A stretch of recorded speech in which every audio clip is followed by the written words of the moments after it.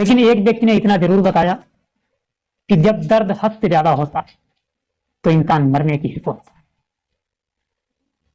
उस व्यक्ति ने बताया कि जिस समय इंसान को हद से ज्यादा दर्द हो या किसी का कत्ल ही क्यों ना हो रहा हो, जब इंसान को लगता है कि शायद अब बचने की कोई उम्मीद नहीं, तो उसे मौत भी अच्छी लगने लगती है।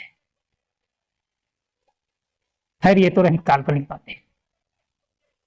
अब आगे जिस रहस्यमयी तरीके से यत्री का कत्ल हुआ, उस कत्ल की कहानी अब आगे आपको सुनाते हैं। एक वीडियो हमने ऑलरेडी आप लोगों को दे रखा, लेकिन आगे की कहानी आपको सुनाते हैं कि किस तरीके से कातिल ने उस नासमझ लड़की से पहले दोस्ती गांठी, अपनी बातों में फंसाया।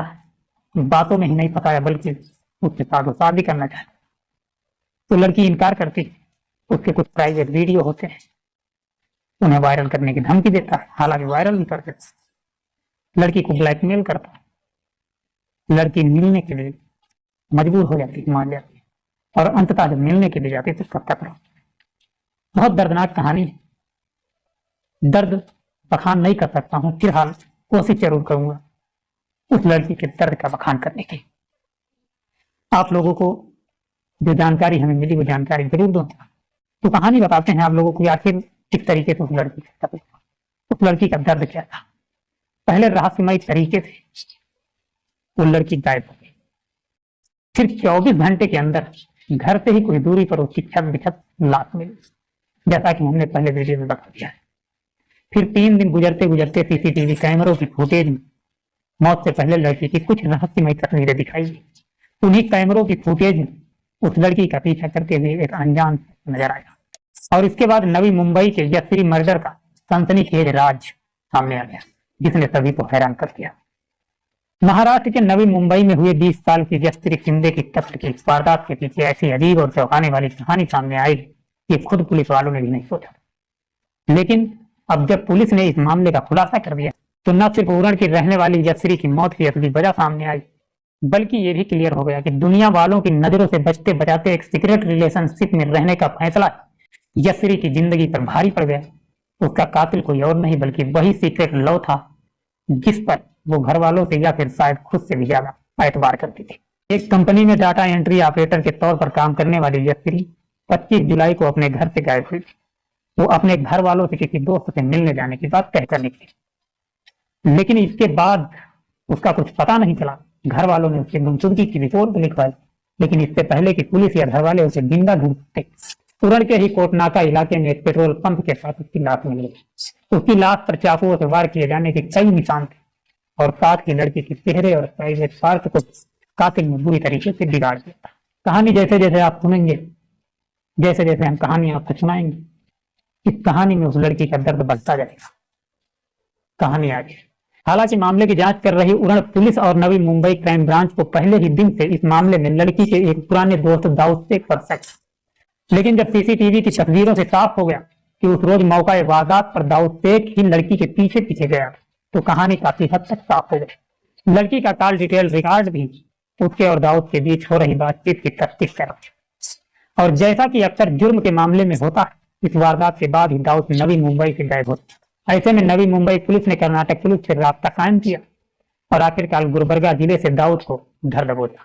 गिरफ्त में आने के बाद दाऊद ने यत्री शिंदे का कत्ल करने की बात तो कबूल कर ली, लेकिन इसके साथ उसने कत्ल की जो वजह बताई वो हैरान करने वाली थी।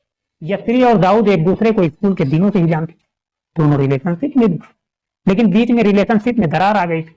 अपनी बेटी का यौन शोषण करने के इल्जाम में यत्री के घर वालों ने दाऊद को पॉक्सो एक्ट के तहत गिरफ्तार करवा दिया था और जेल भी भिजवा दिया था। जेल में रहने के दौरान कुछ दिनों तक उसका यत्री से कनेक्शन टूट गया, लेकिन बाहर आने के बाद उसकी फिर से लड़की से बात होने लगी। लेकिन इसके बाद जब दाऊद ने अपने हिसाब से इस रिश्ते को आगे बढ़ाने की सोची तो मामला बिगड़ता चला गया। असल में दाऊद यत्री को अपने साथ अपने होम स्टेट यानी बेंगलोर ले जाना चाहता, लेकिन यत्री इसके लिए तैयार नहीं, और दाऊद अक्सर अपनी बात मनवाने के लिए उसे ब्लैकमेल किया करता। दरअसल दाऊद के पास यत्री की कुछ पुरानी प्राइवेट तस्वीरें थी, जिन्हें अक्सर सोशल मीडिया पर डालने की वो धमकी देकर यत्री को ब्लैकमेल करता। और इस वारदात से पहले भी दाऊद ने उसे खुद से मिलने के लिए बुलाया था, लेकिन वो इसके लिए तैयार नहीं हो रही। और तब दाऊद ने वही हथकंडा आजमाया। उसने अपनी और यस्री की कुछ पुरानी तस्वीर सोशल मीडिया पर डाल दी, जिसके बाद यस्री परेशान होकर दाऊद से बात की और उसे तुरंत डिलीट करने को कहा। दाऊद ने कहा कि वो एक ही शर्त पर यह तस्वीरें डिलीट करेगी, अगर वो उससे मिलने आ जाए। इस पर यस्री उससे मिलने के लिए राजी हो गई और दाऊद ने सोशल मीडिया से वो तस्वीरें डिलीट कर। खैर तय प्रोग्राम के मुताबिक 25 जुलाई को वो दफ्तर के लिए निकली, लेकिन उसे दाऊद से मिलने जाना था। उसने ऑफिस में हाफ ले लिया। इसके बाद वो अपनी एक सहेली के घर गई, फिर वहां से दाऊद की बताई हुई जगह यानी कोट नाका की तरफ चली। लेकिन यही उसकी जिंदगी की सबसे बड़ी भूल साबित हुई। उसे नहीं पता था कि दाऊद पहले से ही उसका कत्ल करने की तैयारी में बैठा। कोट नाका पहुंचते ही दोनों के बीच अपने रिलेशनशिप को लेकर कहासुनी शुरू हुई। दाऊद उसे अपने साथ बैंगलोर चलने को कह रहा था, लेकिन यस्री उसके लिए तैयार बिल्कुल नहीं। वो चाहती थी कि दाऊद उसकी तस्वीरें सिर्फ सोशल मीडिया से ही नहीं बल्कि अपने मोबाइल फोन से भी डिलीट कर दे, और दाऊद इसी रिजेक्शन को बर्दाश्त नहीं कर रहा था। यस्री ने कभी ख्वाबों में भी नहीं सोचा था, लेकिन पहले से अपने साथ चाकू लेकर पहुंचे दाऊद ने यस्री पर अचानक ही चाकुओं से ताबड़तोड़ वार कर और उसकी जान लेने के लिए ना जाने कितने बार बेचारी बराबर रिक्वेस्ट करती रही, हाथ जोड़ती रही, यहाँ तक कि पैरों में गिर गई कि हमें माफ कर दीजिए, मैं आपसे काफी हद तक मोहब्बत करती। आखिरकार वो चलने के लिए राजी भी हुआ, लेकिन दाऊद ने उस पर जरा भी वहन नहीं। इतने वार किए इस बेचारी लड़की की जान। कुछ ही टाइम लगा, लगभग 10 से 5 मिनट उस मासूम लड़की की जान चली गई। 20 साल की लड़की हिसाब से मासूम, उतना समझदार है। अगर उतना समझदार होती शायद अपोजिट रिलेशनशिप में हो जाती, लेकिन क्या किया जाए, होने को कौन टाल सकता, जो होनी थी जो हो गई। जब उसकी जान चली गई, इसके बाद भी उसका मन नहीं बना, तो उसने उसके निजी अंगों को बुरी तरह से जख्मी कर दिया और वहां से भाग निकला। यस्री की जान लेने के साथ ही उसे इस बात का एहसास हो गया था कि वो आज नहीं तो कल पकड़ा जरूर जाएगा, और इसी वजह से उसने फरारी काटने के लिए अपने एक दोस्त से कुछ रुपए भी उधार लिए। इधर जब यस्री की लाश मिली तो पुलिस ने मामले की तफ्तीश शुरू कर दी और जल्द ही दाऊद का सच सामने आ गया। अब पुलिस ने दाऊद की तलाश करने के साथ साथ यस्री के मोबाइल फोन की कॉल डिटेल के साथ साथ दूसरे टेक्निकल इन्वेस्टिगेशन की शुरुआत की। इस सिलसिले में एक और लड़के का नाम भी सामने आया, जिसका नाम होता है मोहसिन। असल में मोहसिन दाऊद का ही एक दोस्त है, जिससे यस्री के मोबाइल फोन से कई कॉलें हुई थी और यस्री ने भी उसे कॉल की थी। ऐसे में मोहसिन भी पुलिस की रडार में आ गया। शक पैदा हो गया कि कहीं मोहसिन भी तो इस कत्ल में शामिल नहीं, या फिर ये मामला लव ट्रायंगल का तो नहीं है। लेकिन फिर तफ्तीश में साफ हुआ कि जब जब दाऊद और यस्री में लड़ाई होती और दोनों एक दूसरे को ब्लॉक कर देते, तो फिर उनकी बातचीत मोहसिन के फोन से हुआ करती। यानी वो बीच का इंसान था। एक हिसाब से आप मान सकते हैं, जब दोनों रास्ते बंद हो जाते थे तो बीच का रास्ता था। फिलहाल नवी मुंबई पुलिस ने दाऊद को अदालत में पेश कर उसे रिमांड पर लिया है, ताकि वो ये पता कर सके कि क्या उसने ये कत्ल सिर्फ एक इनकार पर ही कर डाला या फिर इसके पीछे कोई और साजिश थी। पुलिस कत्ल की साजिश और कत्ल से पहले उसके दिमाग में चल रही बातों को भी समझना चाहिए।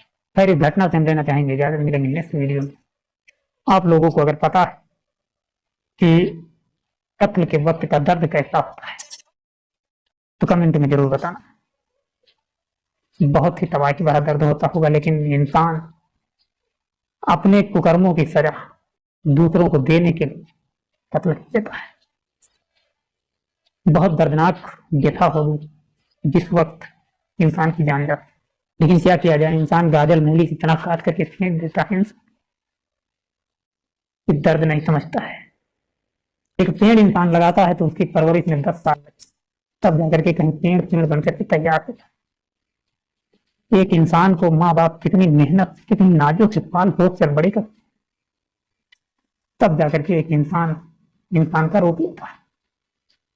लेकिन ना जाने क्यों इंसान ही इंसान का दुश्मन बनता है। ना जाने कितने क्राइम आए दिन होते, ना जाने कितने मर्डर आए दिन होते, ना जाने कितने कत्ल आए दिन होते, और ना जाने कितने लोग सुसाइड आए दिन करते।